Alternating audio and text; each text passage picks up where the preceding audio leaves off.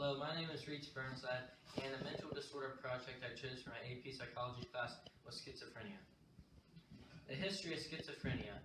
Dr. Emil Karpman identified schizophrenia as an illness in 1887. It can be identified and traced back through Old Egypt and as far back as the 2nd millennium before Christ. The word schizophrenia comes from the Greek root split and mind. Synopsis of the DSM and prevalence. Delusions, hallucinations, disorganized speech, and disorganized behavior and negative symptoms. That would be the DSM.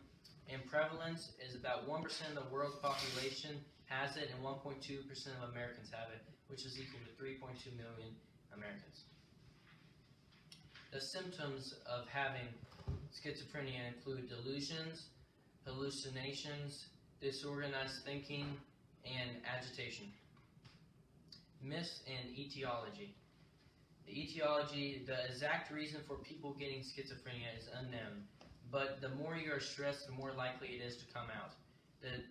What has to do with developing it, scientists believe, are genetics, brain development, birth complications, and drug problems. Some of the myths that you hear about schizophrenia is that it is a split personality. It means it, but it is not split personalities. It's different.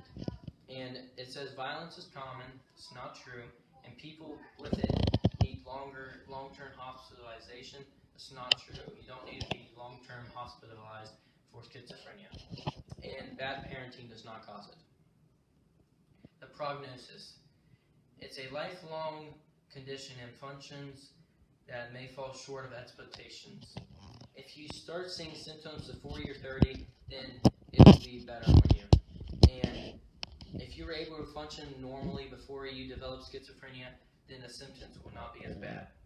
If no one in your family has had it in the past, your symptoms will also not be as bad. Some information about a beautiful mind. John Nash is a genius student that develops a new concept of governing dynamics. He meets his future wife, Alice Nash, while teaching a class at MIT. Later in life, they discover that he has schizophrenia, and some people and events that he believed in his life were true weren't really real. Now, during the movie, the hardest part is that they now try to help John tell in his life what is real and what's not. Scene 1.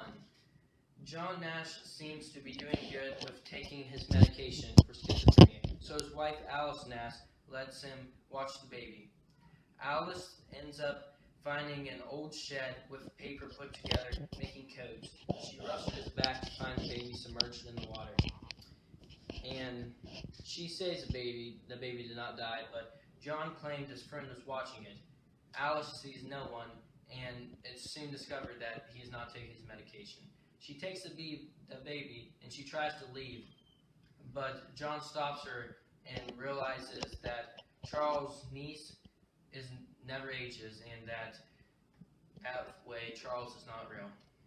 Scene 2 that portrays his schizophrenia is when John Nash has been tied down to a chair so that psychiatrist can help. Well, they're talking to him. And during the conversation, John starts talking to his roommate Charles. The doctor sees no one and asks who he's talking to.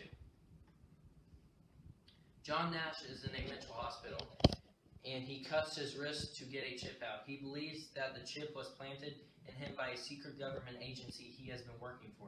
Once John cuts his wrist and looks for the chip, there's nothing there. John Nash is giving a speech, and he sees people from the secret government agency. He takes off running and they chase him. He punches the doctor in the face, and they put him in the car. In reality, these were just psychiatrists, and they were just trying to help him. Now, for all those scenes, that's how the movie portrayed schizophrenia and John Nash. And I was not going to show the video clips because they're too long, but whenever you're grading them, you can just click on them. The inaccuracies about schizophrenia that were in the movie that aren't accurate to real life are, in the film, they made it seem as John Nash used his willpower to overcome schizophrenia. But in reality, only 1 in 5 people actually overcome schizophrenia with willpower. Well, with nothing, with medication. Also in the film, John took drugs, and then after he stopped taking them, he got better. In reality, without medications, patients will not really get better. And in the film, John sees illusions more than conversations, but really, many people that actually have schizophrenia don't actually see illusions as much. They really just hear voices.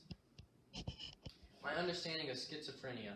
Schizophrenia is a mental disorder where a person will hear voices and see things that aren't really there. When a person thinks that they really are when they're not. When a person with schizophrenia is faced with stress, they can often have episodes of it, and is a lifelong disorder with no cure. One thing that is often thought when people hear schizophrenia is that it means split personalities, but that is also false. The truth is, with schizophrenia, people don't have split personalities, and the best help for them is medication, family, and friends.